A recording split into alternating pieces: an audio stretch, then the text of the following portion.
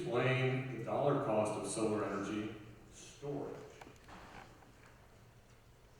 Well, okay, so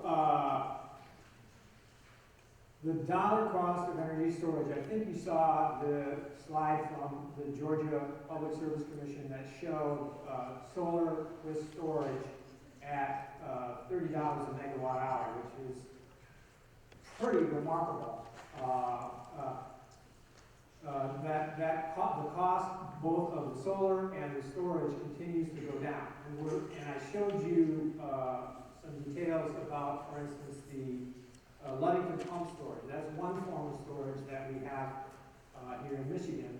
But there are literally dozens of other forms of storage that are being implemented, being prototyped right now. There is a very large so-called iron air storage device that is being built in West Virginia right now that will store energy for up to 6 days.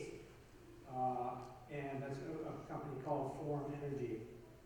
There are storage technologies that use compressed air. There are storage technologies that use frozen air that is then expanded and used to turn turbines. There are technologies that store energy as heat. They can store it in rocks or in sand.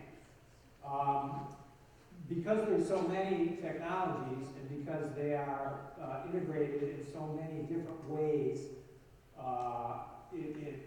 across the system, it's hard to put a finger on just what the dollar cost, like per megawatt hour, for that storage is. But I think that that slide from Georgia Public Service Commission gives us a pretty good example of where the ballpark is, where the sweet spot is that developers are looking at right now.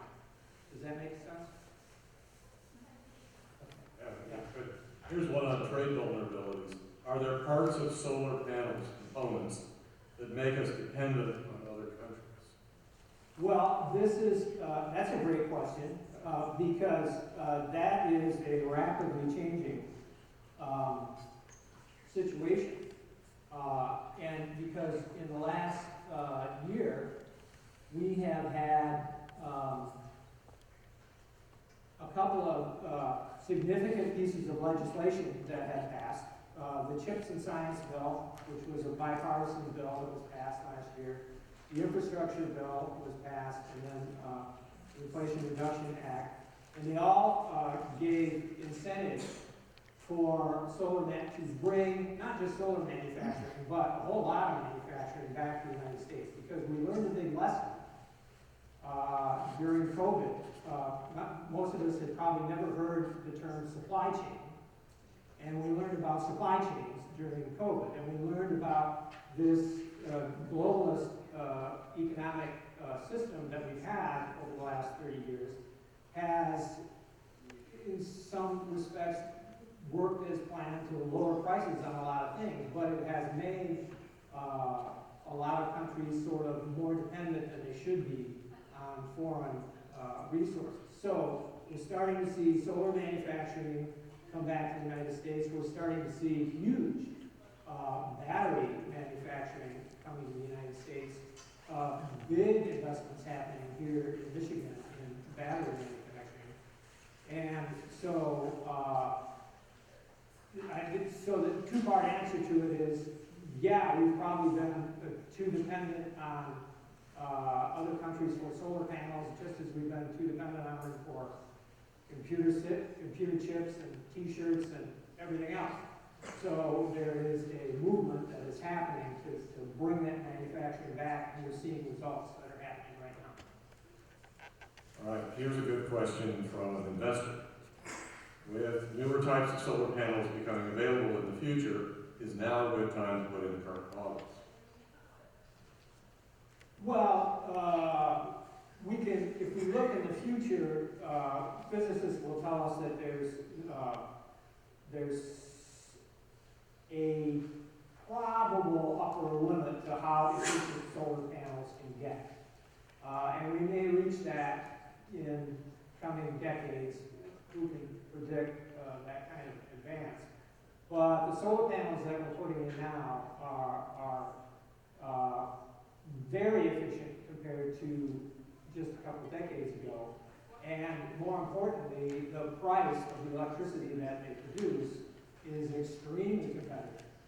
And so, because it makes so much sense to install them now, if we choose, for instance, to build more gas plants, then we condemn ourselves to being blackmailed and on that roller coaster of price ups and downs forever.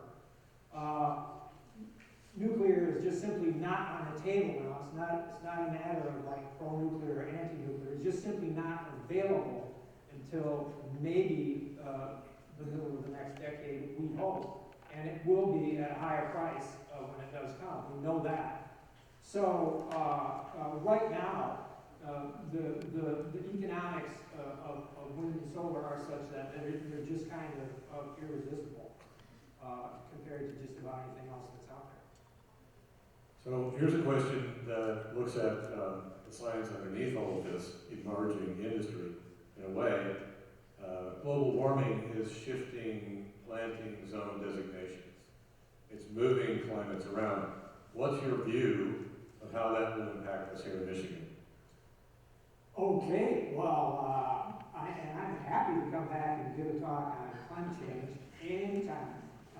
And it's my favorite topic.